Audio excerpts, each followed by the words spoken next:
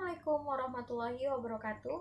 Perkenalkan, nama saya Nur Indah, NIM 1902016030, Prodi Administrasi Publik. Di sini saya akan menjelaskan mengenai materi dasar-dasar perilaku kelompok.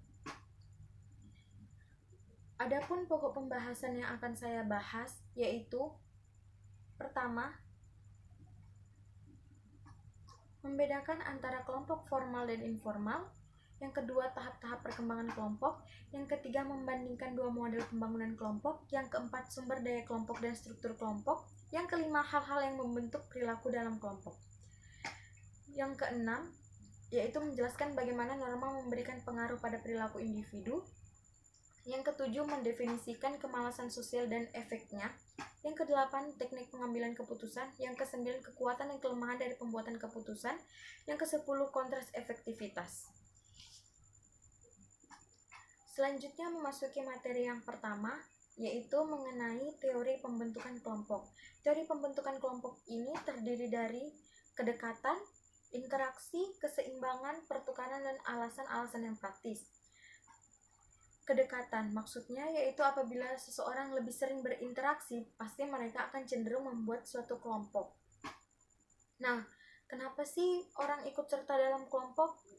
Orang ikut serta dalam kelompok itu untuk mendapatkan status, harga diri, afiliasi, pencapaian tujuan, kekuatan, dan keamanan. Selanjutnya, definisi dan klasifikasi kelompok. Yang pertama yaitu pengertian kelompok. Kelompok ialah dua individu atau lebih yang saling berinteraksi dan ketergantungan yang bergabung bersama untuk mencapai tujuan tertentu. Selanjutnya, pengertian kelompok formal, yaitu kelompok yang membentuk struktur organisasi dan peraturan yang tegas yang dengan sengaja diciptakan oleh anggotanya untuk mengatur hubungan antar anggota. Sedangkan kelompok informal yaitu kelompok yang dibentuk tanpa adanya struktur atau peraturan yang jelas yang mengikat anggotanya. Selanjutnya bisa kita lihat pada gambar tersebut, yaitu klasifikasi kelompok. Kelompok formal dibedakan menjadi kelompok komando dan kelompok tugas, sedangkan kelompok informal terbagi menjadi kelompok persahabatan dan kelompok kepentingan. Kelompok komando ialah kelompok yang terdiri dari individu-individu yang melapor secara langsung kepada manajer, sedangkan kelompok tugas yaitu kelompok yang melakukan pekerjaan secara bersama untuk menyelesaikan tugas tertentu. Selanjutnya yaitu kelompok kepentingan, yaitu kelompok yang melakukan pekerjaan secara bersama untuk mencapai tujuan khusus di mana tujuan tersebut sangat diperhatikan. Sedangkan kelompok persahabatan yaitu kelompok yang ditetapkan secara bersama karena mereka memiliki satu atau lebih karakteristik yang sama. Materi selanjutnya yaitu mengenai tahap-tahap perkembangan kelompok. Tahap perkembangan kelompok ada 5 tahap perkembangan kelompok, yaitu yang pertama forming stage, yaitu di mana dicirikan dengan banyaknya ketidakpastian antara anggota kelompok. Tahap kedua yaitu storming stage, yaitu dicirikan dengan adanya konflik dalam kelompok. Di sini anggota sudah mengalami konflik-konflik antar anggotanya. Norming stage yaitu dicirikan dengan terbentuknya kekohesifan atau kepaduan antara kelompok. Tahap keempat yaitu performing stage, yaitu di mana ketika kelompok sepenuhnya telah melakukan fungsinya.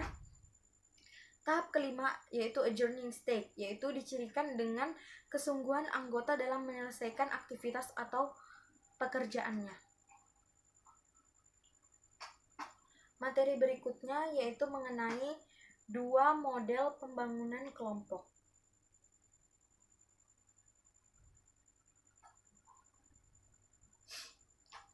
Bisa kita lihat pada gambar tersebut ada model keseimbangan dan model kepuasan kinerja kelompok.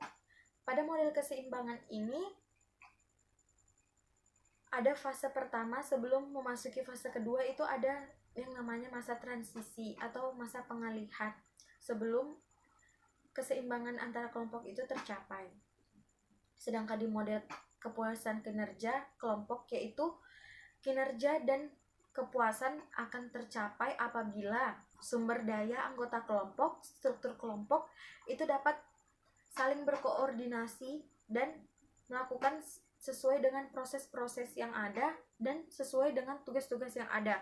Maka otomatis kepuasan kinerja akan tercapai dan apa yang diinginkan itu sudah sesuai dengan yang diharapkan.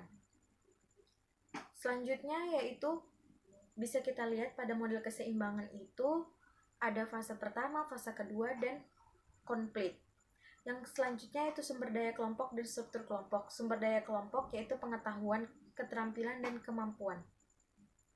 Kemampuan yaitu kemampuan interpersonal meliputi manajemen resolusi konflik, pemecahan masalah kolaboratif, dan komunikasi. Sedangkan karakteristik yaitu meliputi keramahan, prakarsa, keterbukaan, dan keluasan para anggota-anggota di dalam kelompok tersebut. Selanjutnya yaitu mengenai struktur kelompok peran harapan, bagaimana orang bertindak sesuai dengan situasi, peran konflik, sebuah situasi di mana seseorang dihadapkan dengan suatu perbedaan. Hal-hal yang membentuk perilaku dalam kelompok yaitu ada yang pertama ada norma, yang kedua status, yang ketiga ukuran, yang keempat itu ada komposisi, yang kelima kepaduan. Yang pertama yaitu norma. Norma ialah standar perilaku yang biasa diterima dalam kelompok yang digunakan secara bersama-sama oleh anggota kelompok. Kelas-kelas norma yaitu norma kinerja, norma penampilan, norma status sosial, dan alokasi tempat kerja. Norma kelompok memberi tekanan dan mempengaruhi perilaku individu.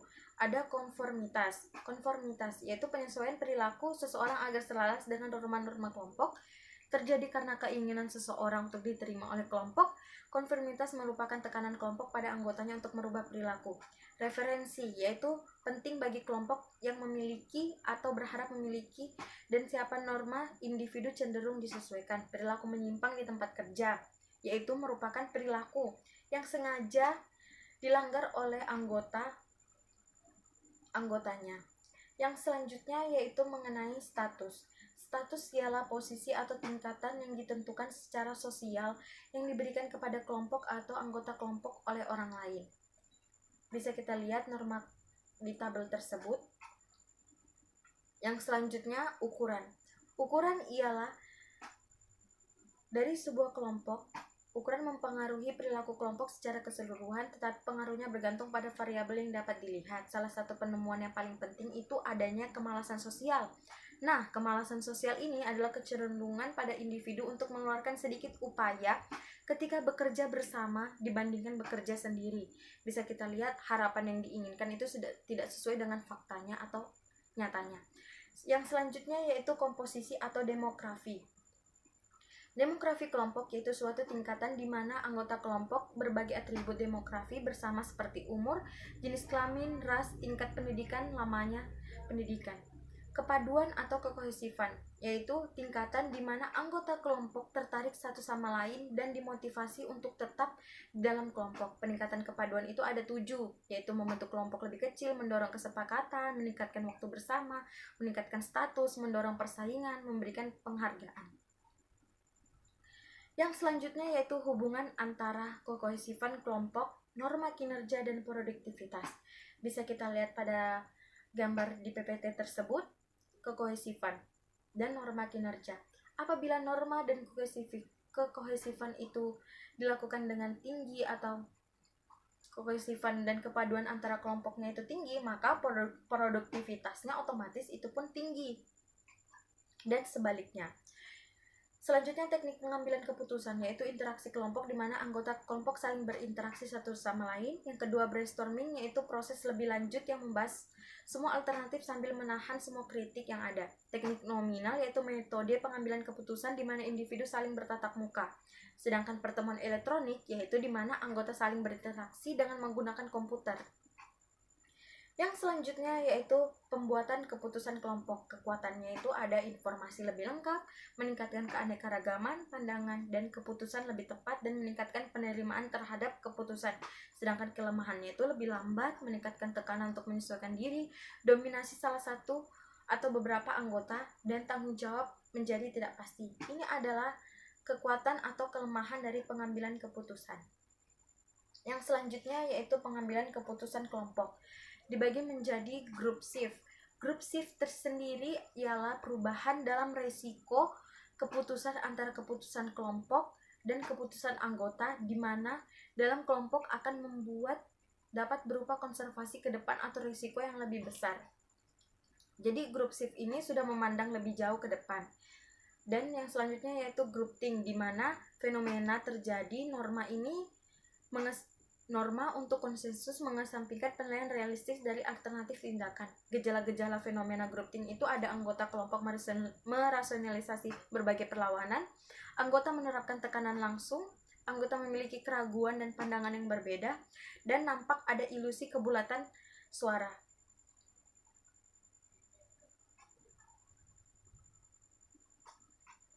Materi berikutnya yaitu berkaitan dengan